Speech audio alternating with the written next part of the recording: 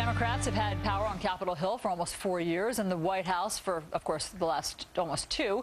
And according to a new poll, America may be ready for a change. Rasmussen finds that voters trust Republicans now more than Democrats on 10 of the most important issues, including the economy, where Republicans are favored 47 to 39%. Joining us for analysis, David Malpass, economist and U.S. Senate candidate, Will Cain, host of National Review's Off the Page, and Janice Adams, journalist and historian. Welcome to all of you.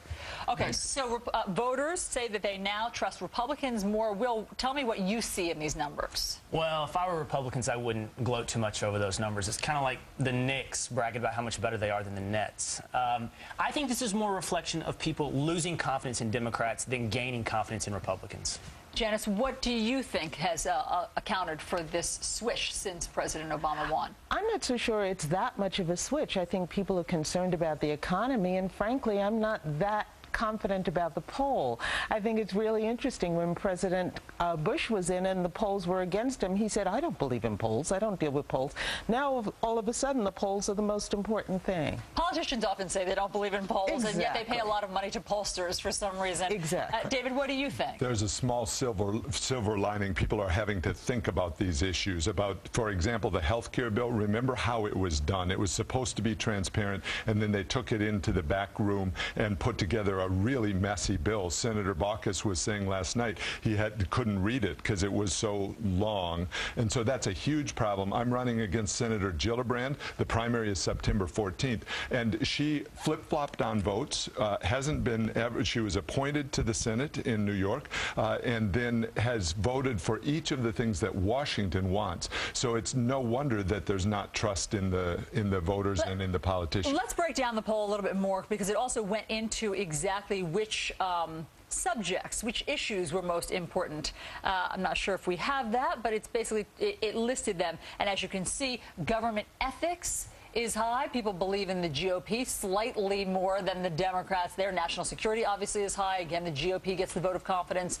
Afghanistan, taxes, immigration. Well, what could the Republicans do better, since you don't think this is a vote of confidence for the Republicans? Yeah, we'll say what this says first. You mean an ever-expanding federal control of the economy and an ever-expanding military interventionism doesn't inspire confidence? I'm surprised. What can Republicans do? They could pay more attention to the results of primaries where the Tea Party is having upset wins than these poll numbers. All right, stick around, guys. We're going to talk to you much more after this, because the panel's going to stick around for our next subject, which is President Obama planning an October surprise? What would that be? What would it look like? It could throw the GOP and the taxpayer for a loop. Then, your cash is no good here. One store refusing to accept dollars and cents, and why this idea might actually spread.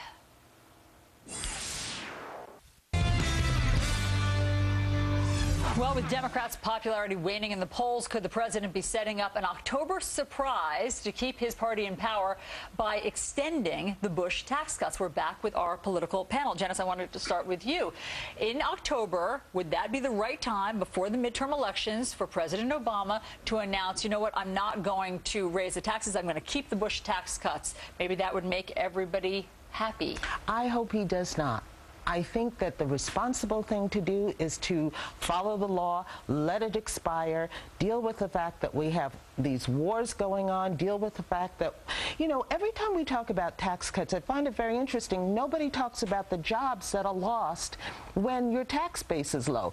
That's what just happened in New York State, where we were so worried about whether or not we were going to lose all these teachers.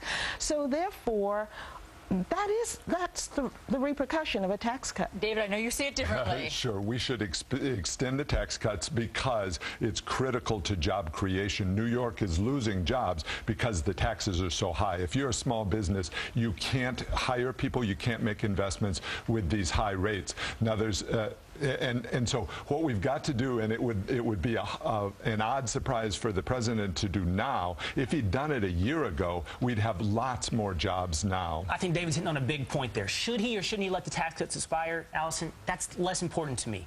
What would be incredibly disappointing is that he would wait until October to tell us. The one thing this economy needs, and I know I'm talking to an economist here, is certainty. We need to know the rules of the game. So to hold that away from us until October for political gain, That would be unforgivable. Think of all the people that didn't get a job this summer. This is about There's people's 1 million lives. unemployed in New York. Yep.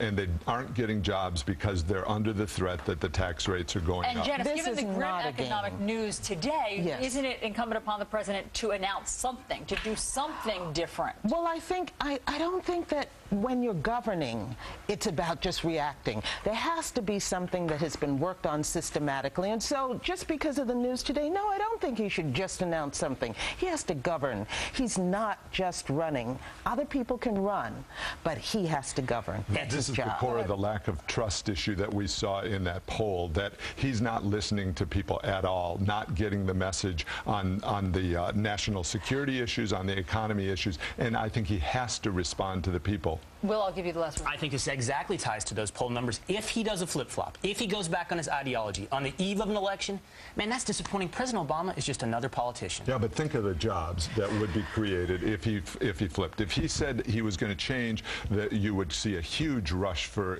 economic improvement. And shall all see of what it is supposition. Janice, thank you. Janice Adams, Will Kane, David Malpass, thanks for coming out to debate all of this. Thank Let's you. go outside to Brian and Steve, see what's coming up.